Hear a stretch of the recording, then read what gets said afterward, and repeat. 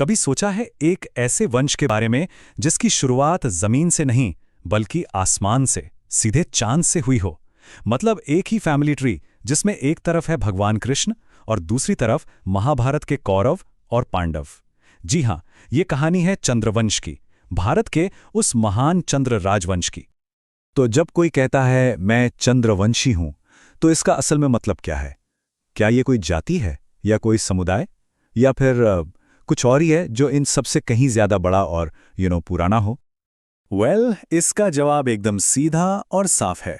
चंद्रवंशी कोई जाति नहीं है, बल्कि एक वंश है। मतलब एक लीनिएज, एक फैमिली ट्री, जिसकी जड़ें एक ही डिवाइन एंसेस्टर, एक ही दिव्य पूर्वज तक जाती हैं। और ये फर्क समझना बहुत जरूरी है, क्योंकि यहीं से पूरी कहानी की परतें खुलना शुरू होती हैं। तो फिर इस वंश की कहानी शुरू कहां से होती है? चलिए सीधे इसकी जड़ों तक चलते हैं, एकदम शुरुआत में। जैसा नाम वैसी ही कहानी। इसकी शुरुआत होती है स्वयं चंद्रदेव से।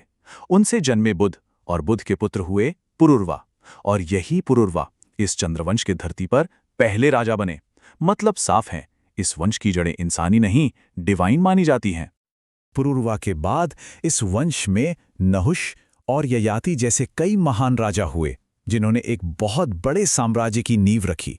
लेकिन राजा ययाति की कहानी में एक ऐसा मोड़ आने वाला था जो इस वंश का इतिहास हमेशा हमेशा के लिए बदलने वाला था। और वो मोड़ यहीं आता है, एक ऐसा बंटवारा जिसने आगे चलकर भारत के सबसे बड़े महाकाव्य को जन्म दिया। सोचिए, एक इतना विशाल वंश, लेकिन इसका बंटवारा सिर्फ एक राजा से शुरू होता है, राजा ययाति। यही वो पॉइंट ऑफ डाइवर्जेंस है, वो मोड़ है जहां से चंद्रवंश की दो सबसे ताकतवर और मशहूर शाखाएं निकलती हैं, और इन्हीं शाखाओं ने आगे चलकर इतिहास लिख दिया।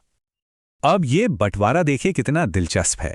राजा ययाति के एक बेटे थे यदु, उनसे निकली यदुवंशी शाखा, जिसमें आगे चलकर भगवान कृष्ण हुए। और दूसरे बेटे पुरु से निकली पुरुवंशी शाखा, जिसमें महाभारत के पांडव और कौरव हुए। मतलब एक ही परिवार की दो बिल्कुल अलग अलग धाराएं। इसे ऐसे भी समझ सकते हैं कि पांडव, कौरव, जरासंध और कृष्ण, इन सब के रास्ते अगर हम पीछे जाते जाएंगे तो सब एक ही जगह आकर मिलते हैं, राजा ययाति पर। यह बात महाभारत के युद्ध को एक बिल्कुल अलग नजरिए से दिखाती है। ये कोई अजनबियों की लड़ाई नहीं थी, ये एक एपिक फैमिली फ्यूड था। चलिए, तो पहले जरा पहली शाखा पर नजर डालते हैं। वो शाखा जिसमें भारत के सबसे प्रसिद्ध और पूजनीय किरदारों में से एक का जन्म हुआ। यह है यदुवंश, राजा यदु के वंशज। देखिए, इस शाखा का सबसे बड़ा नाम तो भगवान कृष्ण का ही है, लेकिन ये विरासत आज भी जिंदा है। आज के भाटी, जडेजा और जादौन जैसे कई कुल अपनी जड़ें इसी यदुवंश से जोड़ते हैं। और अब आते हैं दूसरी शाखा पर, पुरुवंश पर। एक ऐसी शाखा जिसके बिना शायद भारतीय इतिहास की कल्पना ही नहीं की जा सकती। ये है पुरुवंश। राजा पुरु के वंशजों की ये लाइन कितनी पावरफुल थी, इसका अंदाजा बस इसी बात से लगा लीजिए। इसी वंश में राजा भरत हुए, जिनके नाम पर हमारे देश का नाम भारत पड़ा। इसी वंश के थे कौरव और पांडव। और बात यहीं खत्म नहीं होती।